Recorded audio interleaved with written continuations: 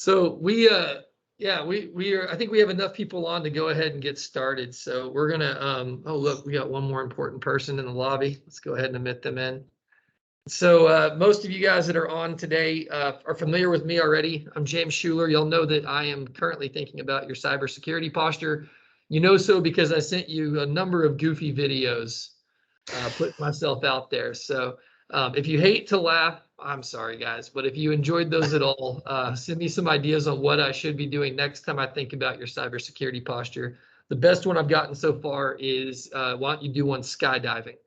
And probably won't happen, but I will try to do others if you'll give me ideas. Also with me today, Thomas Flores. I'm sure most of y'all on this call already know Thomas. Those that don't, Thomas has always been my right-hand technical man. Big time focus on the security side. And when he heard that Mark Sangster was going to be involved, he cleared his schedule, moved his meetings around, and jumped here next to me inside Tetris, our main boardroom in Houston. Which brings me to Mark Sangster. Last time I introduced Mark Sangster as the cybersecurity gangster, but this time it's important y'all know that he's in Toronto, right? You're in Ontario? Pretty much, yeah. So there's a list of people that if you were to look at Wikipedia, they would tell you that Margaret Atwood, I think you got maybe Drake, and then Sangster, author, award-winning speaker, and Hall of Famer in my heart. Mark, thanks for joining us. You're very welcome. Yeah, I think my book is just above The Handmaid's Tale. They're doing a, HBO series is on the way, for sure. That would be incredible if they did that. We need to put together who we're going to have as actors in that. That's right. That's right. It's an all-star cast. It's the classics, right? Michael Caine and Anthony Hopkins. I would guess that most of the people on this call haven't been visiting up where you live. I understand the weather's a lot nicer, maybe 60s and 70s, touching the 80s. Is there a good barbecue out there in that area? There's not the same way you get in Texas, but I will say on the weekend I tried my best, man. I got a green egg, did a big brisket, sausage, chicken, the whole deal. Nice. Well, we are on the heels of an event we did centered around steaks. And so we've been talking with this group and some others about big green eggs, Yoder pellet-fed smokers, propane pits, offset smokers. We've been talking barbecue and outdoor living for some time now. Let's pivot into why everybody came here, and that's to look at about 100. What'd you send? 112 PowerPoint slides. You ready? Yeah, all set. Yeah, that includes the appendix. Yeah. Let's open it up. So, guys, before we got on today, we were talking about just in the news how it seems like every single day you open up another article, and it's got something to do with our career choices and our path. It's like the era of the IT guys here. So the one that caught us just here today, we uncovered this one where Biden said U.S. has real shooting war. It could be the result of cyber attacks. So now it's more life or death what the IT guys doing. Your days come, Thomas. Let's hope not. Let's hope not. That's right. Whole different draft. The draft of getting people that can hit on keyboards. So, Mark, I know in your book, I want to touch on it some, but you do have a part in the book towards the end that kind of talks about this idea. Can you speak to that a little bit? What could happen, or how do you see that playing out if it ever did? Yeah, absolutely. Right. So there's a couple things, but we talk about a term that I'll start with is gray zones, which is that notion of like it's Russia, it's China, North Korea, Iran, Syria, and so on.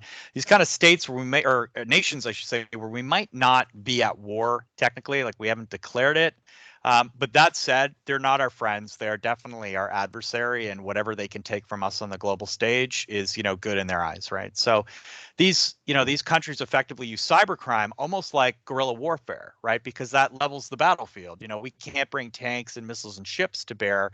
So it allows them to operate, in the jungles and the mountains and all those kind of places where they can hide, and they just keep picking away. But I think what we're seeing now is they're going after far more painful targets, right? The fact that they can shut down, gas pipelines and major meat packing and cause, a food shortage, or hospitals, during, medical outbreaks. These kind of things demonstrates their prowess and B, their willingness to inflict damage, right? And at some point, it's like we're living in a Cold War, like back in the 1950s. At some point, this is going to boil over. And at what point do you say, listen, you shutting that down or you attacking that hospital? is now going to result in some kind of, the military call it kinetic kind of response, right? Where, I don't know, it's drones and Hellfire missiles or what, because I don't think you can keep doing this, keeping, the temperature right below the boiling point. At some point, something's going to go wrong. Yeah, and when you put that book out, it got released, I think was it November, December last year? Yeah, it was it was at the end of October last year, but I'd actually written that section probably got written in January of the year, right? So that was, Yeah, a year and a half ago. a year and a half, right? That's kind of Yeah. what I get to. It's the climate's changing rapidly, but there still are some things similar to that have remained stagnant or less dynamic, I guess. It seems the trends are pushing that direction. Talk about that a little bit. You said you wrote it in the January of 2020. You may have completed it. How long were you working on that? What is that like for those of us who haven't written and published a book yet? Yeah, so I started it back in November of the previous year. Yeah. We actually started with a kind of a 3-day locked away, tell us what you're going to write kind of thing, and went through to help organize all the thoughts and pull everything together and, create an outline for book. Then I started writing it. And then you go through a couple of months of edits, right? Which is a, clearly humbling experience. Which is good, right? Because they think, it's not just fixing the typos, but it's like, okay, that chapter made sense, but this one, you're crazy, or you need more evidence to back up your claim, or you quote X person and that wasn't, we've gone and fact checked it all and it wasn't that person, all that kind of stuff. So they go through and they make you look smart, and then then it goes into production, right? So and then the next thing you're going to little bookstores and looking for it on a table, which is great. Is it challenging to write on a topic like that that is changing so quick? Like even if you were to write on Colonial Pipeline right now and what happened with it, you're still hearing new facts. Or SolarWinds, we're hearing about these attorneys that were also breached by it this much later. Do you look back on the book at all and have any areas of, God, if only I knew this one thing, I would have written this different? Yeah, definitely, right? Like I think that whole timeline of like SolarWinds and a couple of Microsoft breaches and Colonial would have been good. And in fact, I was trying to write ahead. So there were times where I literally went back and I actually think we made changes up to like June time frame. So something would come out, but it was minor, it'd be like, oh, let's add that one to this list of Apple's kind of deal, right? So we're putting that in. But frankly, the COVID thing, I was actually trying to write ahead because, that was being written like December 2019, January 2019. So nothing had, or 2020, I should say, right? So nothing had kind of blown up yet, right? So we're it was a gamble of, okay, is this going to turn into something big, or is this just going to, die away and we're not going to hear about it? And then, obviously it became a thing. And so we were just trying to make sure we were kind of, sprinkle enough of that in so that it didn't look completely dated, because I don't know, you're using some other example or you're talking about stuff that clearly shows it was written 2 years prior. But yeah, like in cybersecurity, man, I don't know, it feels like a year is worth 10 years in other industries. And every example of whatever you write is stale by the time you've written it and there's another one out, or you're on the phone with somebody else or you're doing a talk and somebody else is coming out with, well, what about X? And you're like, okay, what's that one?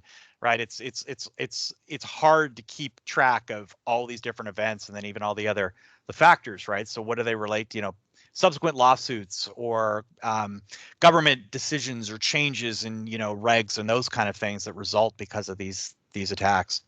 That's hilarious. You use the letter X for that, because I thought I had all the acronyms MDR, EDR, CDR, NDR, and then I looked up and y'all had XDR. XDR, yeah. I gotta go back and read again. XDR. Everything. So fast forward a little bit. Now you're getting thrown on CNN and other things. Is future books the way that you want to continue to communicate, or are you going to turn this into a TV show? Where that's right. An animated sitcom. Get the Netflix syndication for sure. Yeah. In some ways it's kind of interesting, right? That's another way to get it out. That's actually part of the reason why I wrote the book was, you're doing talk after talk and I'm sitting in boardrooms with different companies, and you're sort of realizing like this is the same conversation over and over and over. So what's another way of doing this that, you kind of, you could broadcast? And that was, I think at the time, the one venue we thought about. But yeah, but part of the problem, right, was the book is like we just said, they grow stale quickly because, a lot of the the learning points and so on are relevant. It's just all the examples are constantly changing and it feels stale or dated.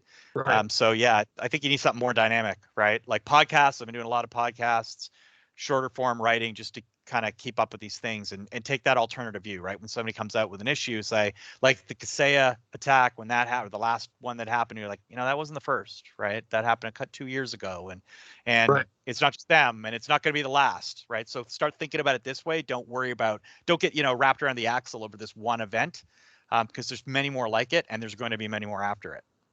So we got a good comment down there that we have a recommendation that I co-host this podcast with you. And Yep. I will say that, Mark, nothing would please me more. I think maybe after this is all over and things settle down, you and me should get an apartment together. Okay. It works. I think we're also going to need like a musical sidekick. You know what I mean? Somebody when you're doing the podcast, you go to commercial, they got to do a little play. Yeah, that's good. We can work that all out. We got production crews. There you go. So that's great segue, talking about how some of these things we've seen 2 years ago, but they may not have been covered in the mainstream news like they are now. It seems like it took SolarWinds for all this to kind of break into mainstream media coverage. And then from there, we've had this just domino effect of all these different breaches being covered. So we've learned now what supply chain attacks are. We've heard there's been reasons for ransom and economics. There's been reasons for espionage. This has been done by private organizations, some that are ransomware as a service, some that are funded by nation states, China and in Russia, just so many different directions. The other thing we're seeing, though, is that the mainstream media is covering the larger organizations that are getting breached that are affecting, by result, everyone. So the gas on the East Coast, meat shortages. What are you seeing as far as what you're touching or being involved with? Is it growing in the SMB space? Is it still just enterprise, or how would you categorize that? Yeah. So really, the brunt of these attacks still affect sort of small to medium sized enterprise, right? That's the reality. And you're right, because those major companies, right, like Colonial or something, because it affects millions of people, of course, that's going to get the 6 o'clock news.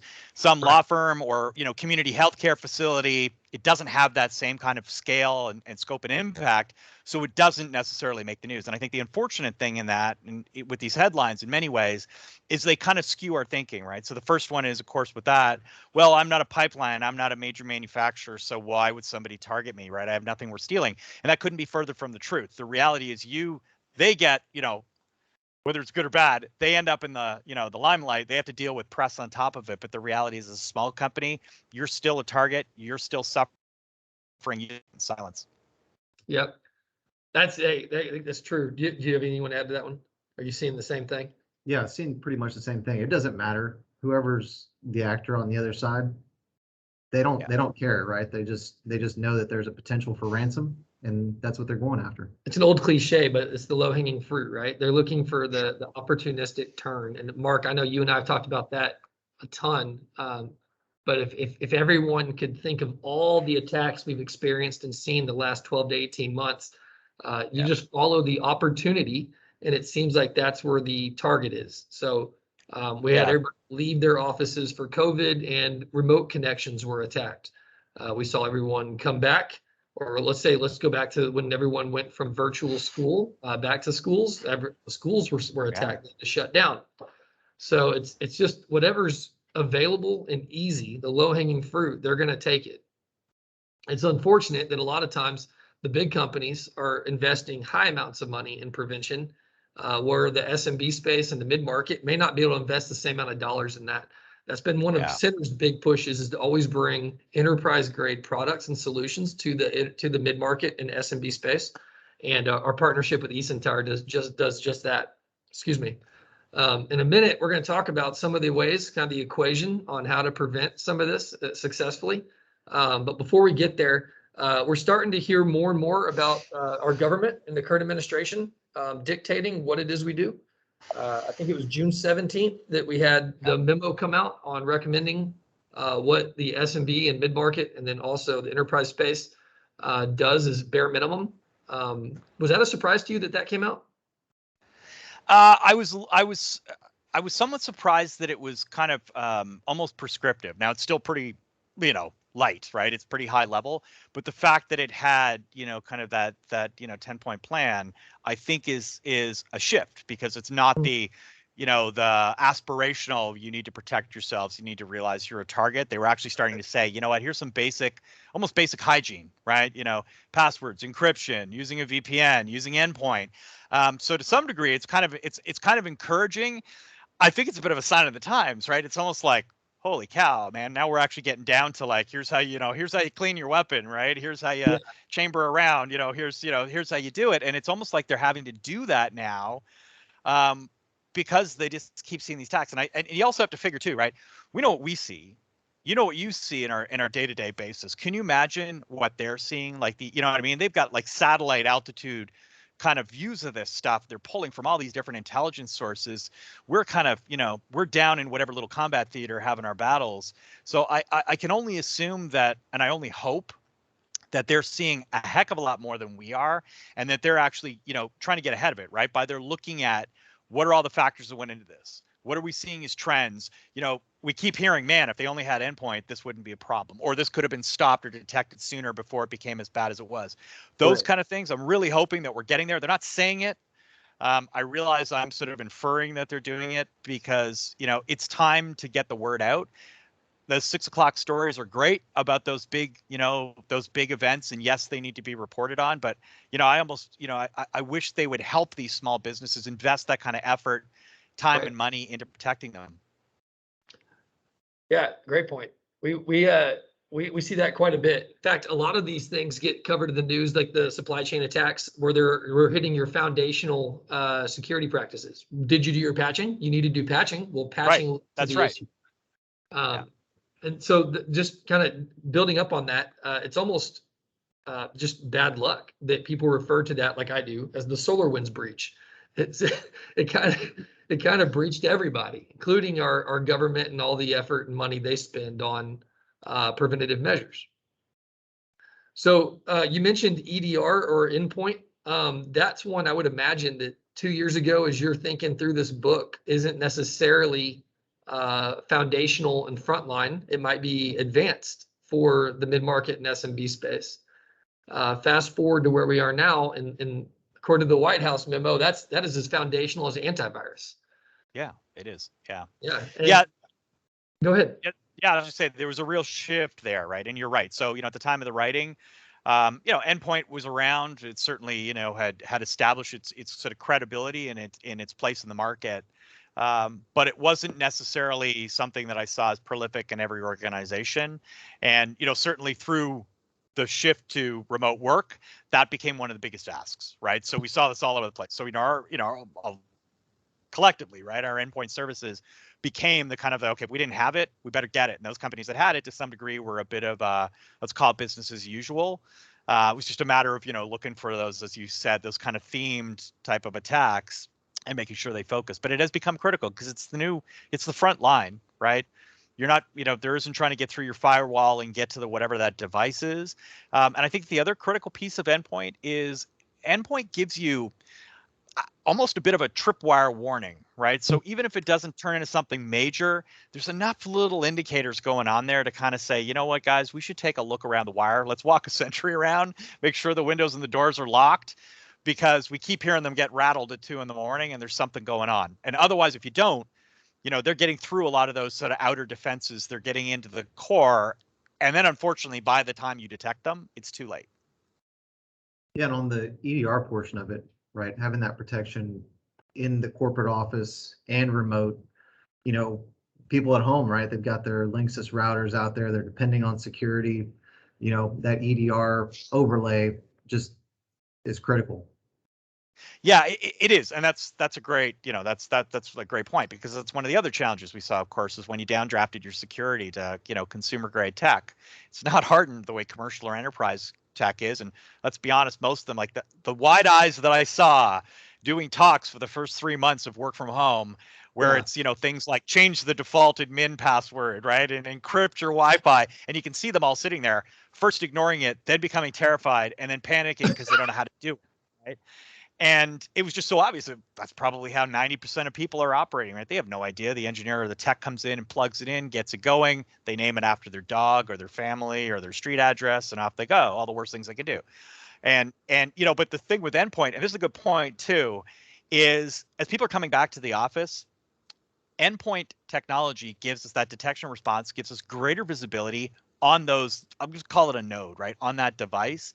It doesn't matter if it's sitting in a hotel or your home office or inside your, your headquarters in, wherever, right? In Houston or Austin or Dallas. It doesn't matter because it's still the thing that might be the touch point that the criminals are coming in through, right? So it's for us, it's actually made I'd say in the last 2 years has made a significant shift, not just in our ability to pick up what we're seeing going in and out, but it means we catch it so much faster because we're not waiting for some secondary effect, right? We're not waiting until that device is called out and tries to download malware. And now we see that coming in and we go, wait a minute, that's not right. And then we investigate and block. Now we're seeing it like requested out, or we're seeing changes like, why did you detune your security? Why did you change the registry file? Things like that are all getting picked up early, and allows us to sort of kick off that investigation long before we see anything bad. And frankly, they're coming in through multiple vectors. So like I said, it's a bit of a tripwire because all of a sudden, when you see a half a dozen devices pinging and they're all, geographically disparate, and they're different levels in the organization and that sort of thing, that starts to say, well, hang on, this is a concerted effort. This can't be, there are no coincidences in cybersecurity, right? Right. Yeah. And there's also no safe harbor. Absolutely no safe harbor. Totally. Yeah. So you touched on a ton of different points there. Essentially what I heard you say though, is if you have EDR in place, if you have something protecting the endpoint, in that EDR category, then you're going to wind up limiting their damages, putting kind of a capsule around where this could actually spread, impact your company really bad. It's going to be caught early and allow you time to figure out the root cause and get it fixed.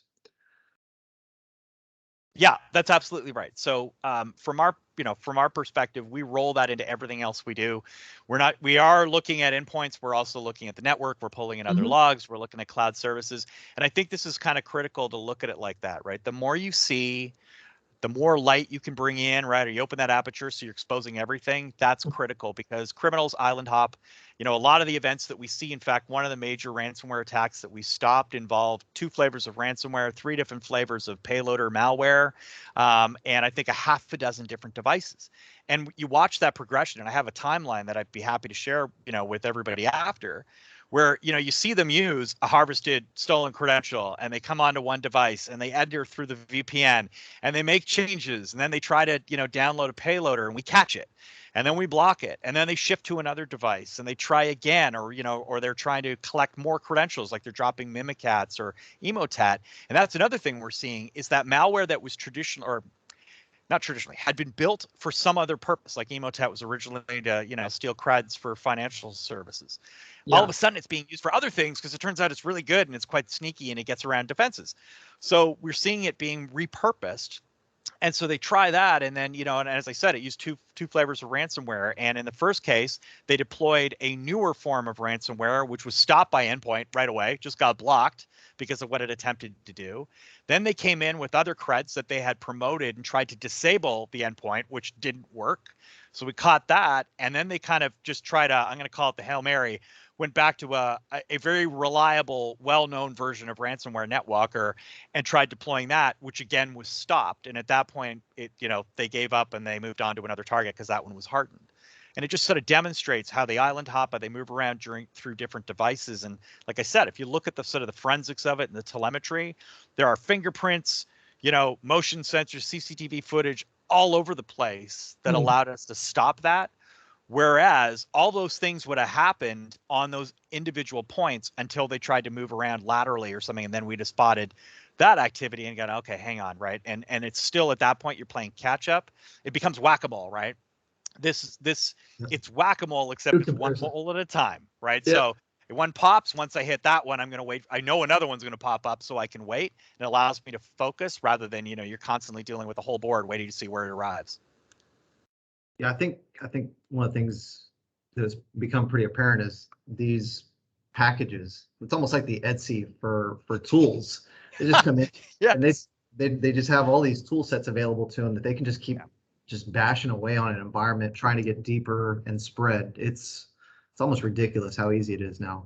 And then Yeah, too, and they have and they have expertise in this, right? So they might hire somebody who's really good at that initial intrusion. And then once they've got initial intrusion, they're going to use someone else who's an expert at moving laterally and spreading ransomware throughout the org and trying to move without being detected, right? Knows how to, is better at disabling defenses, those kind of things. And so, you're sort of up against an ecosystem. It's not just it might be one ransomware gang, but they've got access to a lot of tools and expertise. you're reminding me of a slide I've seen you show before about the industrialization of cybercrime. We're starting to get in there. You're talking about the guy they may hire. Well, now it's the ransomware as a service. I know that most on this call have heard that term, but can you describe a bit of what that really is? What does that look like? Yeah, absolutely. So you see like a hierarchy between a lot of these ransomware gangs. You get the big ones like, DarkSide and Soden and so on, and they kind of come and go. And they literally take their tools, and just like we would for, a CRM or whatever it might be, Office 365, they offer it on a revenue sharing model. They offer it on a licensed model. And so if you're a smaller gang, you can go out and buy the tool, quick access to market. It's reliable and predictable, so it's probably going to generate revenue for you, right? I mean, you reduce your costs, you up your revenue, that's profit. They know they operate just like we do. So they're doing that. And we're seeing, in these revenue sharing models, I think the other side, there's a couple of things that are dangerous about this. The first one, of course, is that it increases the veracity of these types of attacks. But it's also kind of upping the game when it comes to how they can generate revenue with this, right? So multi-streamed, lockdowns, multi-streamed extortion fees, and so on. So it's not going to end because it's profitable and it's an awful lot safer than shipping drugs or selling arms or whatever criminal activity you'd be doing. Yeah. That's wild to me still that's a thing today. I know back, I guess it was 2015. The talk was DDoS as a service and how that's right. New pulling the fire alarm at school to get out of your finals was doing a DDoS attack, and that was the horror story people talked about. But now it's ransomware as a service. And then I'm going to skip ahead a bit to supply chain attacks. You mentioned a couple of those big names, right? So like DarkSide and Reveal. It's interesting that you got the Kaseya, for example, right back into the supply chain attack. I don't really want to bring them up because people are going to question how to center keep that from happening. But your MSP is a threat. I think Homeland Security announced that back in 2018. That was one of your biggest threats in your environment is that you're not auditing your MSP. And we have to live up to SOC 2 Type 2 standards, and we do annual audits for that. So I'm not scared to talk about it. Half our competition can't do that. So I know you had a really cool slide on that talked about supply chain attacks for it and SolarWinds. I'm going to pull it up. Will you speak to this one a little bit? That's the one, slide 7. Absolutely. So just like we talked about Colonial Pipelines at the beginning of the show, it's the same kind of thing. So think about these type of IT suppliers like your utilities, right? So they're not, they're kind of the water, the power, and the heat of any modern world, right? You have to have email, you have to have an internet connection, you have to be able to store data and move it around, all that kind of stuff, right? And it's the same thing. And so attacks like SolarWind and Kaseya more recently, where they're able to exploit a vulnerability in that service to then deploy ransomware or go through an MSP. So if that MSP is using Kaseya as a remote administrative tool to then get to their end clients. And I think these types of utility attacks are extremely dangerous, and they're going to get worse. And the reason for that is, one, as a utility, you can't turn it off. It's like your heat, your power, right? And your water. So we have to have it. So, whatever, you can dump one vendor, you can decide I'm not going to use Microsoft Outlook, so I'm going to go use Google or something. But at the end of the day, you have to use one of them. And the second thing is because it has extreme access to all of their downstream clients, it means, it's a one-stop shop for these bad guys. And if you think about their investment in security and attacking companies, when I create a 0-day, right, we've never seen it before. Its greatest value is while nobody knows it exists. As soon as everybody works it out and we publish it, we start working on patches to fix it. Everybody starts panicking. all the criminals jump on it and they try to do as much damage with it as they can in that very short lifespan that it's got left. So if you can go after one vendor, it's only one organization that might detect the fact that it's going on, yet you can spread in that same amount of time to potentially thousands or tens of thousands of victims. And then you detonate. So it kind of short circuits that, right? They can get to that max return point before we've even figured out what's going on. And that's why I think they're going to continue focusing on this. It hit the jackpot. Right, it is jackpot. The other one they hit with a similar story was CNA. And I as an insurance company, I know that they didn't maybe get what they thought they did initially.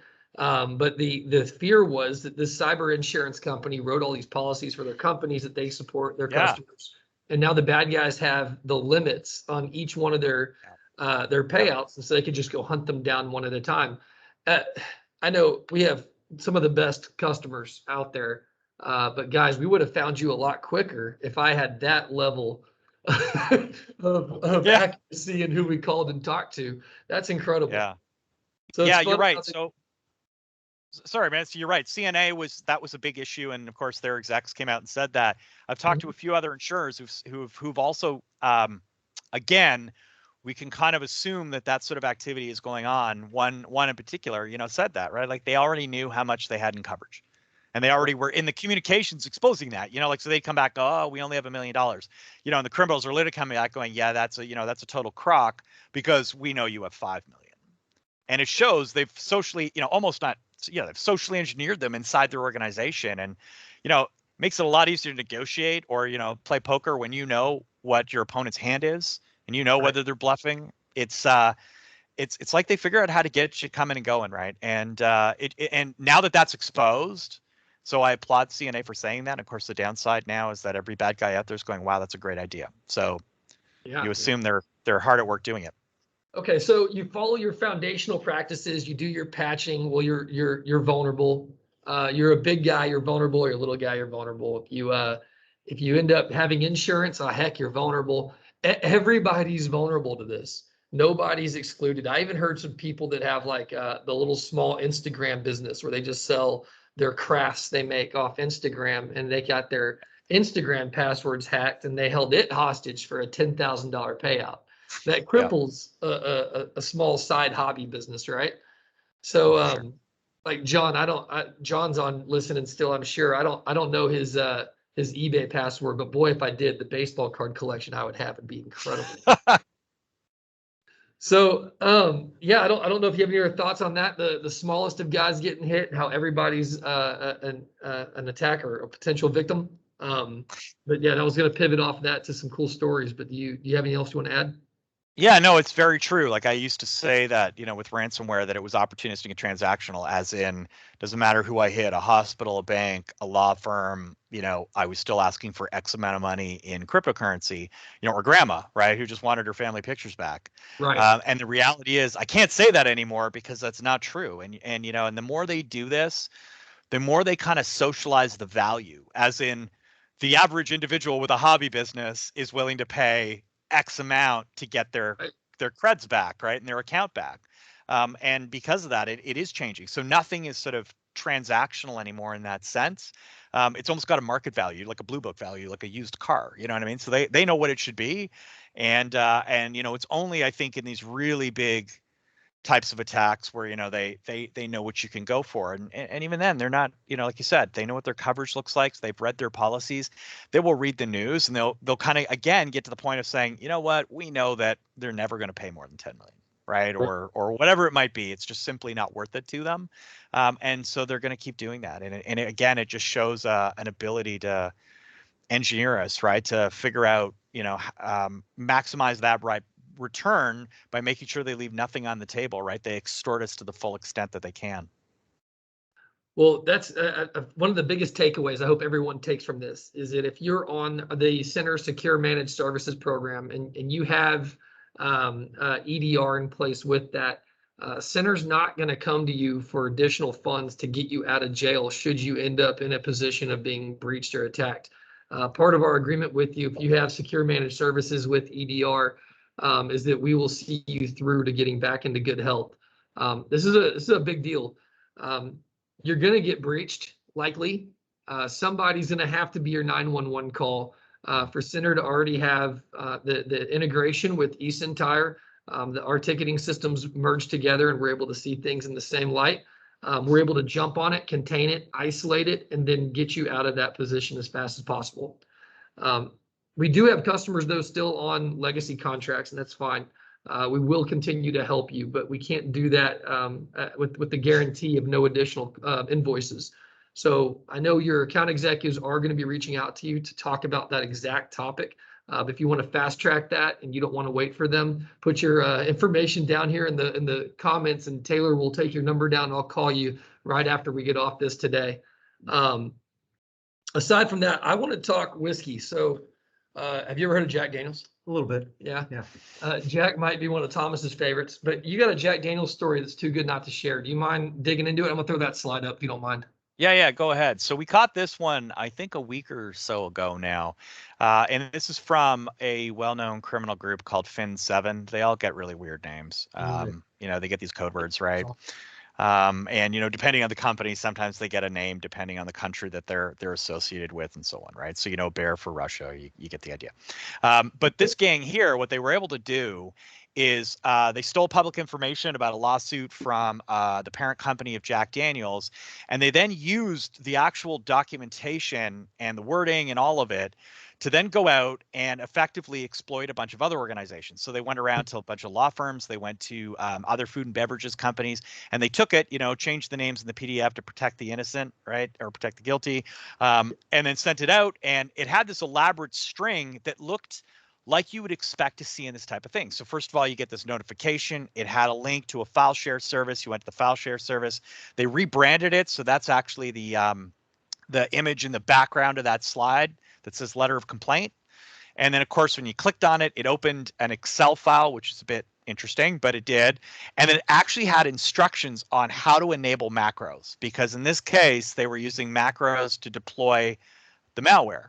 And it's even got text around it that talks about like why they're disabled, but why you need to have it active now because it's sharing from different documents and so on. So people did it. And unfortunately, in this multi-step, while it seemed complicated, it actually created this air of legitimacy because it's kind of what they would expect to see. And I think they're also going through these multiple steps, which almost felt like you're validating it. You know what I mean? Because it isn't as simple like, oh, I clicked on a courier link and poof, I'm locked down now.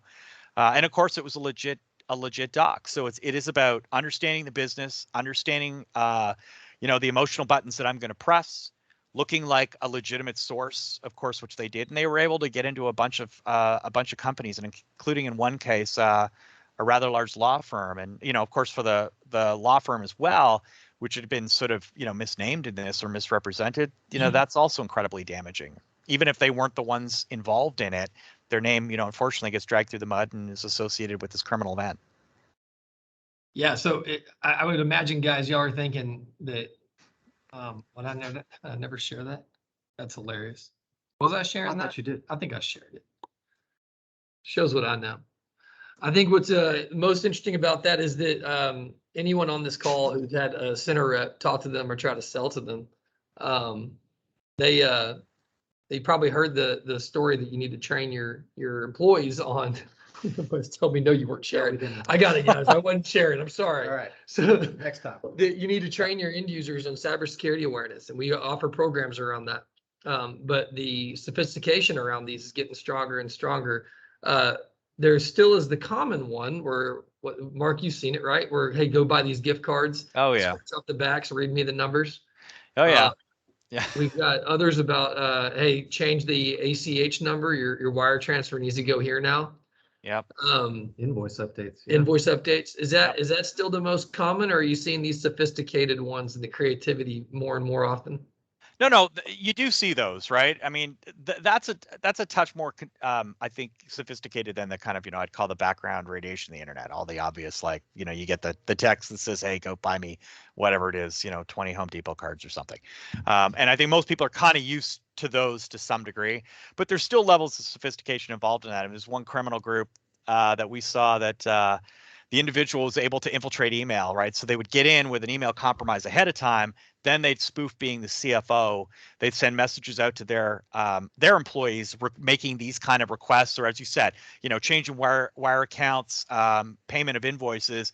And then they would go back and forth with the employee and they'd be deleting them after they were. So of course that CFO wasn't reading them, right? Didn't even know, or actually, so I shouldn't say they were being deleted. They were actually being dumped into another folder. And I think the folder, was named with a space or a period or whatever, right? So that person probably didn't even notice it in the bottom of their inbox. And they were able to get away with it. So that's a touch more sophisticated. But I think it's important for all of your employees, and I'll talk about the execs in a second, but all the employees to be trained on all of that, right? On both this is what the bottom end looks like. You should be able to catch this. But you know what? There are trickier ones that also require you to be diligent. And here's the way you can spot these differences. And when you do when you do awareness training, a big one too is execs, because they're the ones to access to accounts and they're the ones that want administrative privileges and access to everything in the organization, whether they need it or not. And, when I trace it back, lack of encryption, so like no VPN, no two-factor or multi-factor authentication, no endpoint to detect what the heck's going on. And they all have administrative rights that they don't need.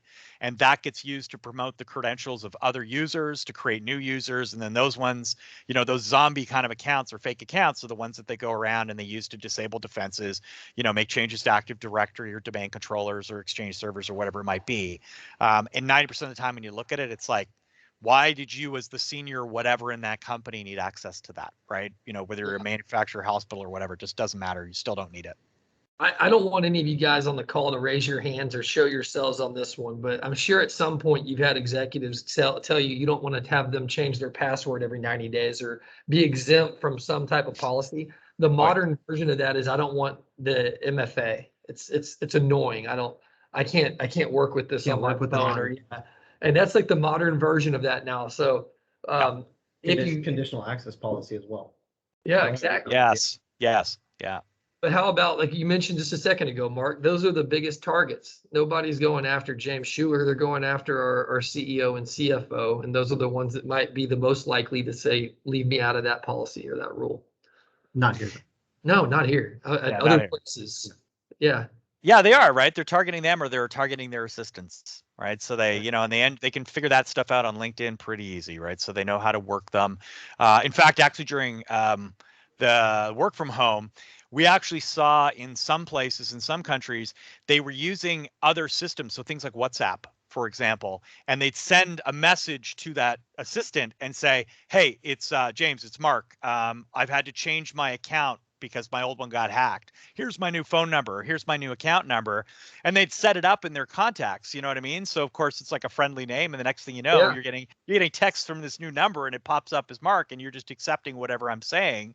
And you can get away with that with the time delay in a remote kind of work environment, right? Because that assistant's like, oh yeah, that sounds like something Mark would request. Okay, right? And they go and they do it before they end up on the phone in another meeting or whatever it is with that exact particular when they're traveling and so on. And we saw an awful lot of that. And I think that's part of the problem is the executives either don't think they're a target, think they would recognize a phishing, a spoof if they saw it, right? And that's the problem is they are the primo target because of the access they have. Right. We have 100 examples, right? There's a handful of them in this deck alone that demonstrate they're going after them and they know how to pretend to be their peer or their colleague in that industry. And they look like an insider because of that. I saw Vince put one on here that I've heard too frequently on the chat. He was saying that the CEO hit him up on a text message as he left.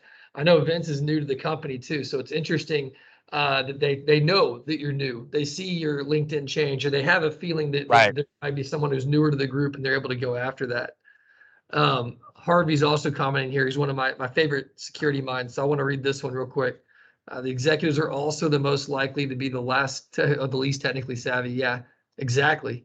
They don't like to be inconvenienced by security measures and cyber awareness training, and they don't have time for it. Yeah, you're right.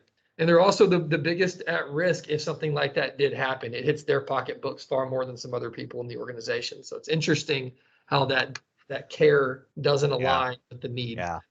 Yeah. And I think in security awareness training, when you're doing that, I think that's where it's valuable to share the stories that show that they target them, and even ones that target them personally, because of course, then that gets their attention. And that's one of the biggest issues, in fact, we have in dealing with incidents is that the execs, as you said, they were too busy, right? They didn't think this would be an issue. The company wasn't a target, so they really didn't focus and participate. And then, of course, it blows up, and suddenly they realize that the vast majority of decisions that get made in an incident are not technical ones, right? They are like, when do we call the police if we're going to call law enforcement or an insurer, or what information do we collect? And, and when I say that, I mean, what would we want to expose to third parties like law enforcement that they're going to take as evidence that might end up in a court, right? That's going to be public. Yep. All those sorts of factors. What event do we take in a or what technical event do we choose to take, which of course has an impact because that makes the event public, and now you're in front of cameras or whatever it might be. And unfortunately, you don't want to figure that stuff out at the last second, right? It's like, what's the Schwarzkopf quote about, the more you sweat in preparation, the less you bleed in battle. It's true. And it's also about trust, because then, your IT people know that you understand the scenarios and the situations, why you've made pre-planned the decisions you've made with whatever triggers. And, you're not trying to establish rapport. You're not trying to build that trust. It's like you understand the message, you believe the messenger. You're not dealing with all that kind of crap. Otherwise, you end up with all that kind of human emotional biases in the room that take away from, actually solving the problem. And the problem is the most expensive commodity you have in those events is time, and you don't get a lot of it. Right. You had to go and throw that Schwarzkopf quote out there.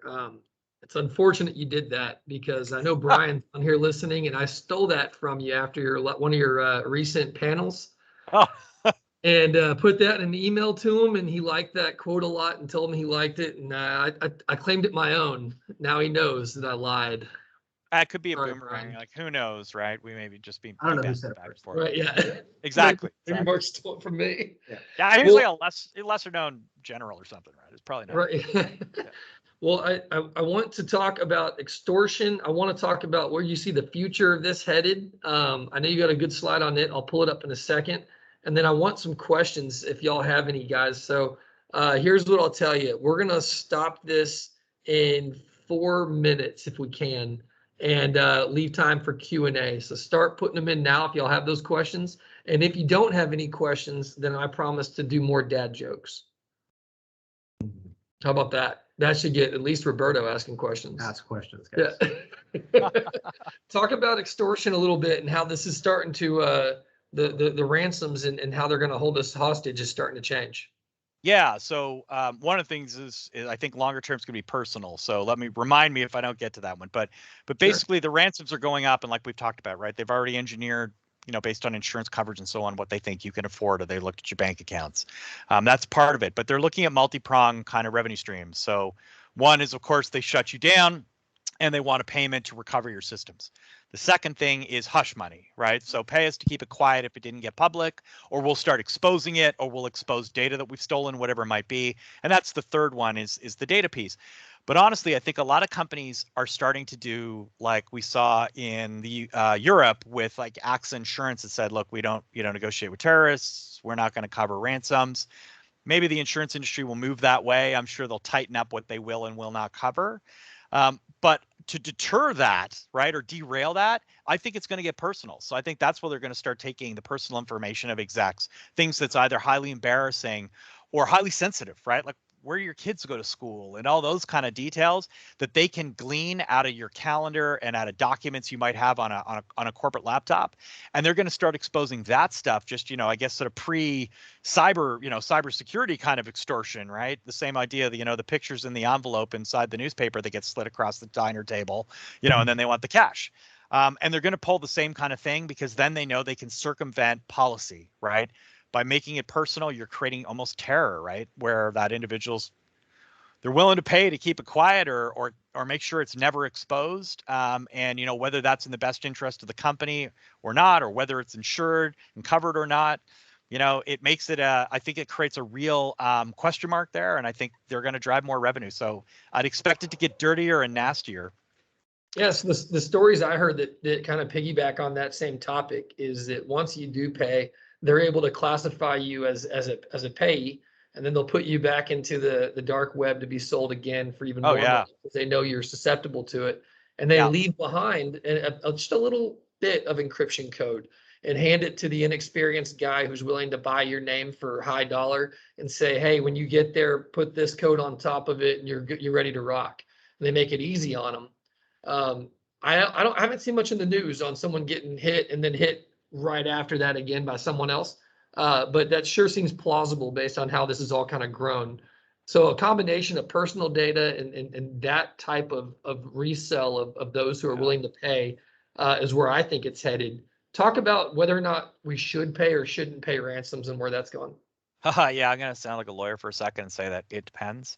But yeah, I think that's gonna really be the real issue here, right? So Treasury, for example, at the end of last year came out and said, if you're going to pay, one, you have to report it as suspicious activity. There's a slide there.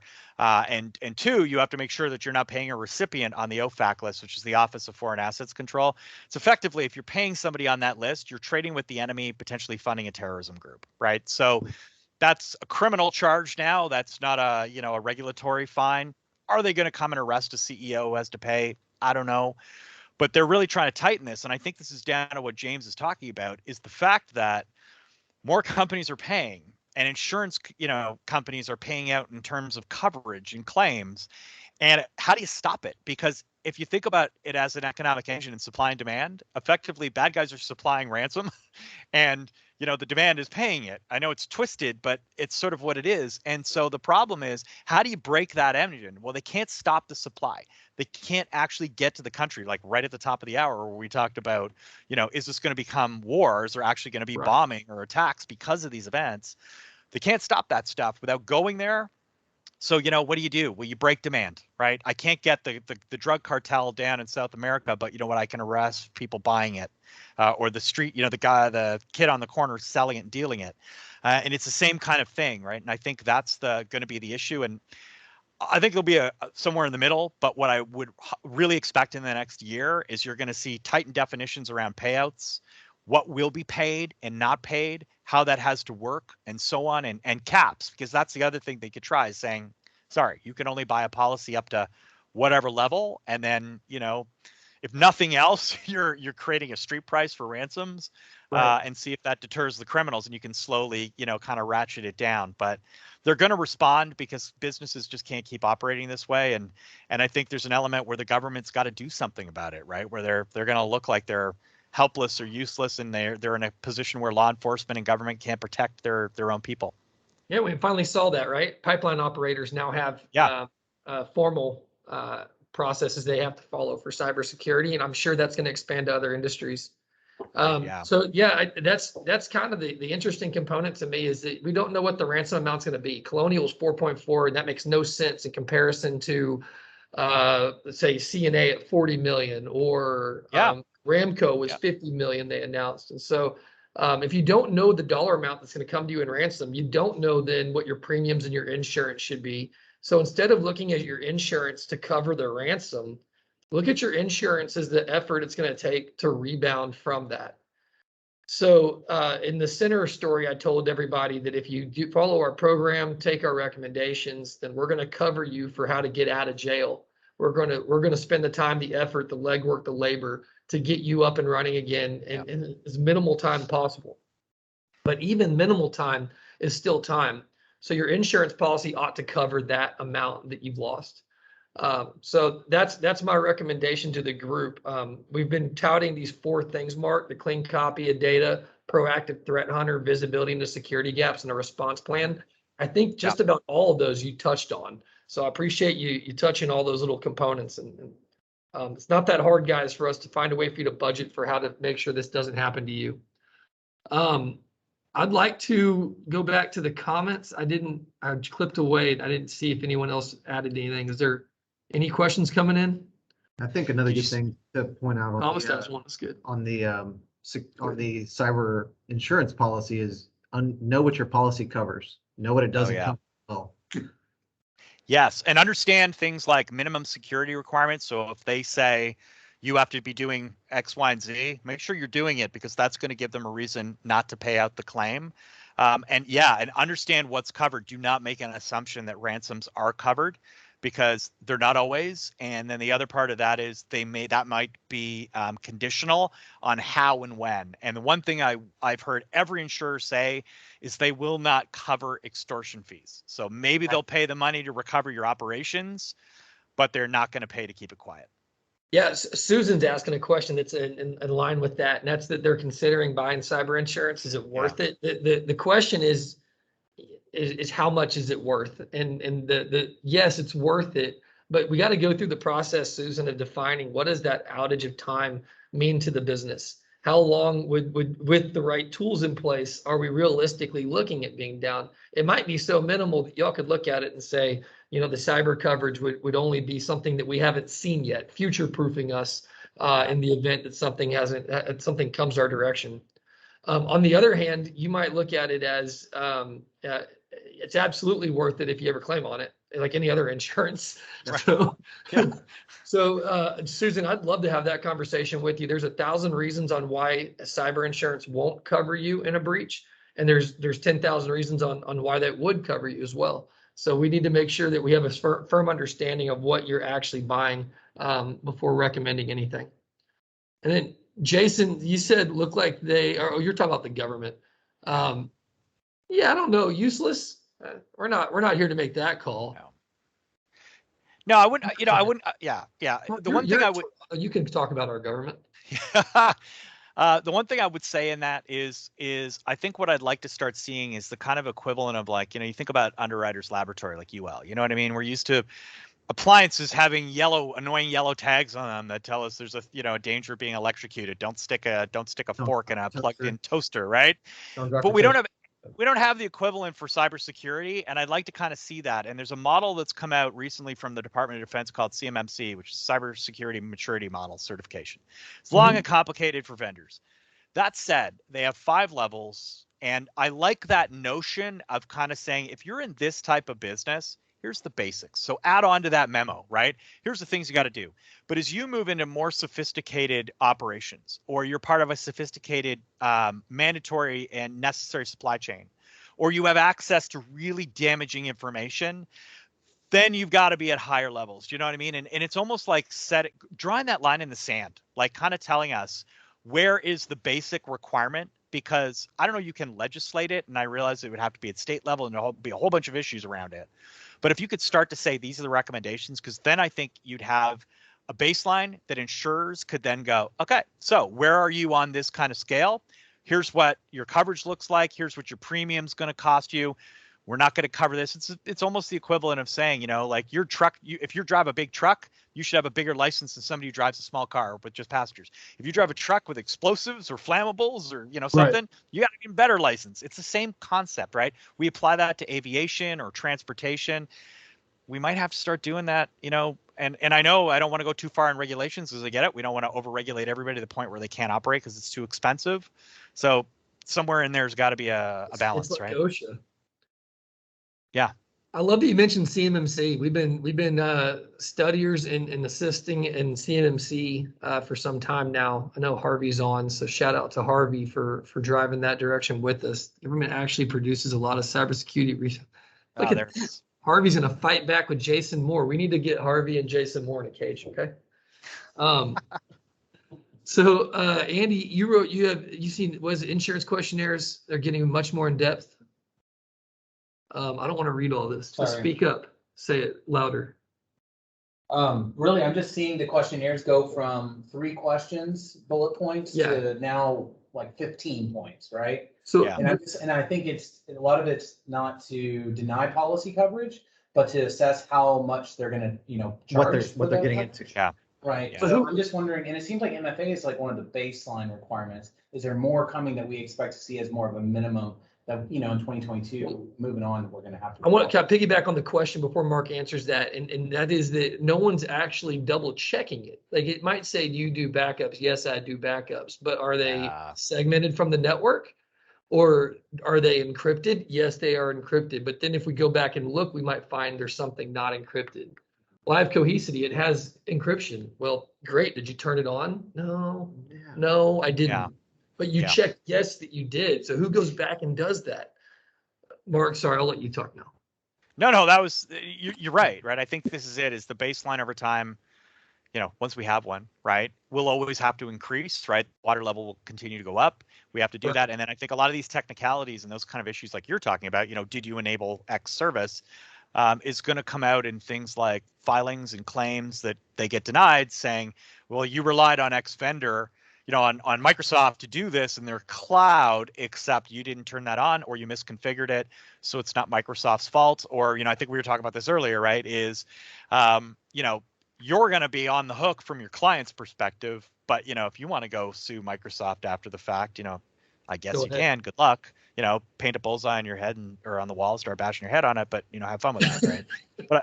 But I think the big thing in that we're sort of talking about here is I think the other pressure that we're probably going to see is from those companies that dictate due diligence. So not just insurers but clients, right? And I've actually I've heard about a few firms in business services, for example, where they were trying to sell their business to create a merger, right, where they could get 4 or 5 small companies together so that they had enough critical mass to put the right security in place to land those big deals, because they were realizing we're never going to get the business of a major bank or a major healthcare group or something because we just can't demonstrate that we've got the right level of security that they require now, right? So maybe that's what it is, right? Free market's going to push what those sort of standards need to look like. Well, that's a cool way to look at it. Insurance will do a minimal check to establish what your premium is, and then afterwards leverage your incompetence to keep from paying you.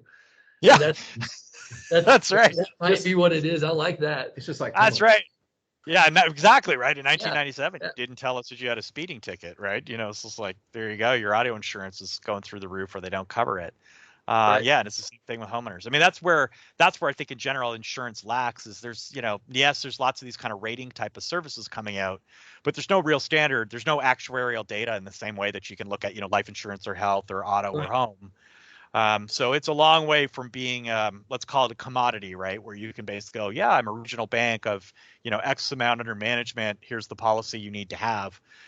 It's still going to be a long term. And I think you're right. Like you said earlier, James, to Susan, is just, you got to sit down, work through the details, because I don't think there's a wrong answer. I don't think there's a right answer. I think you just have to figure out what piece of your risk you can mitigate with the insurance and what other parts you need to accept. And then, how do you find other alternatives to mitigate those? Yeah. Well, Mark, we only have an hour. I hate that we only have an hour, right? We should really do these for 4 hours. Half day exercise with Mark Sangster. I know we do. Why stop at 4 hours all day? All day. Yeah, So, yeah, that's right. We'll have wine or whatever barbecue at the end. there we go. I like that idea. I really appreciate you spending the time with us. To the team that got to sit in and listen today, if y'all have wishes or desires to continue to follow what Mark is preaching, Mark, how can they follow you best? What do you like for posting? Is it LinkedIn? Yeah, follow me on LinkedIn. That's probably the best spot to go to, and check out the eCentaur website as well, right? So eCentaur.com/resources. It's a lot of blog posts, threat reports, and so on that I publish there. Yeah, the threat reports and blogs are really strong on their website. And then I think if there was ever a place I'd say to follow, that your activity on LinkedIn is top notch. So for everyone who wants to talk more about the topic, though, let us know, and we will be repeat the website. Yeah, here I can. Yeah, I'll we're type gonna it in put again. it in the chat right there. Anyone else who wants to talk more about this, though, let's get together and discuss it. Expect to be getting an email and phone call follow-up from us. We would love to continue the conversation with you. With that, thank you all for joining. And Mark, thank you. Till next time. Thomas, You're very welcome. Thanks, James. Always engaging. Love it. Bye, All right, talk guys. soon.